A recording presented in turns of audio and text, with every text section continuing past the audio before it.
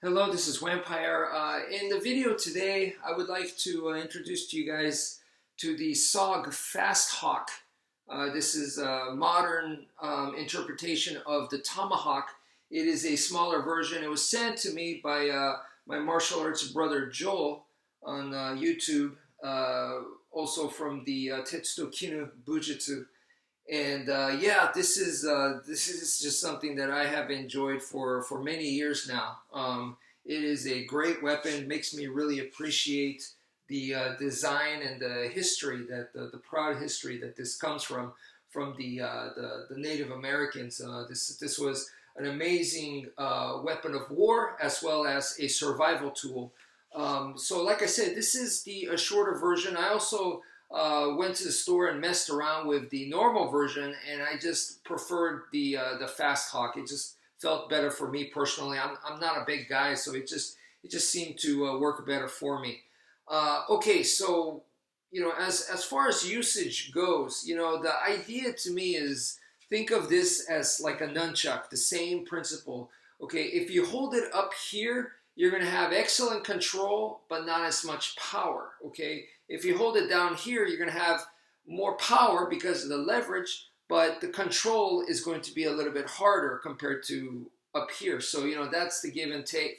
And then, so, right smack in the middle is going to be right smack in the middle, equal power with equal control, So, that's your preference where you want to hold it. And during combat, you may adjust accordingly, so you may not just hold it in one place. You may change as the fight dictates. Okay, so please think about that. Now, when you are actually cutting with this, you might just think, well, it's pretty self-explanatory. You just drop this as hard as you can.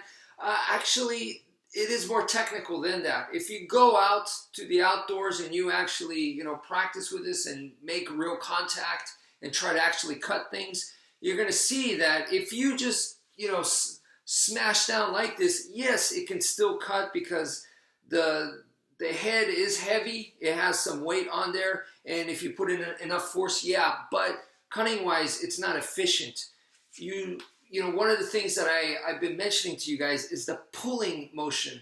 So imagine like pulling a rope down. So you want to combine that. So even though it has the weight that you're dropping down, you still want that pulling motion. And when you do that, the blade edge really does more of the work than just smashing down. So that does take some practice, going out and try different angles and stuff and keep that concept in mind. You want to use the edge rather than just, power and just trying to smash down on things.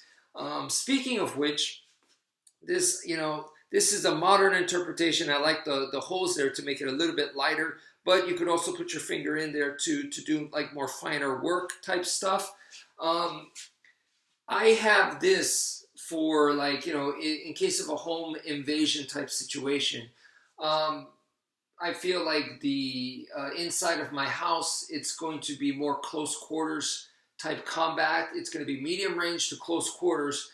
You're not going to have long range within the house. So in that case, something like this, I think would be very, very devastating, especially in medium range. If someone comes in, even if they try to block this, I plan to just go through their block, And if they have some kind of armor on, then I would try to go through the armor, depending on the armor, of course, but try to go through that, puncture through with this side.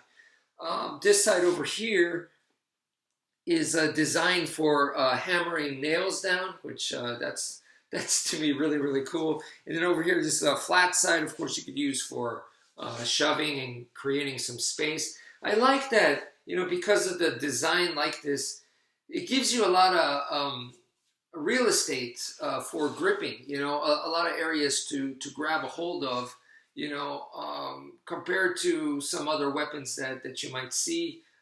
And also kind of easy to hold on to, really. You just go like this, and I don't have to worry about my hand slipping onto the blade edge. I could put this right onto a belt and carry it that way. I do like the ease of carry in that sense. And of course, the Tomahawk is also known for its throwing technique, which I do think that is a very effective in Eskrima.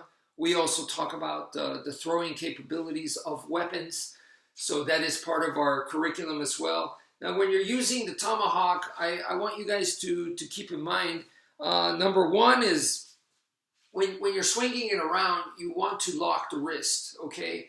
Especially something this heavy, you know, you want to keep the wrist locked and do heaven six motions kind of like this.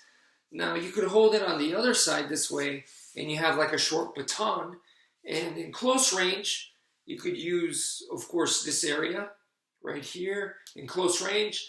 But when you have a little bit more range now, you could do more wrist. You could involve the wrist, and this is a different kind of hitting. So when you are doing the heaven six, it's different from locking your wrist. So I feel like the tomahawk is an excellent weapon that teaches you both lock the wrist and involve the wrist. So two different ways to do the same techniques. So anyway, that's it for now. Thank you for viewing, and take care, folks.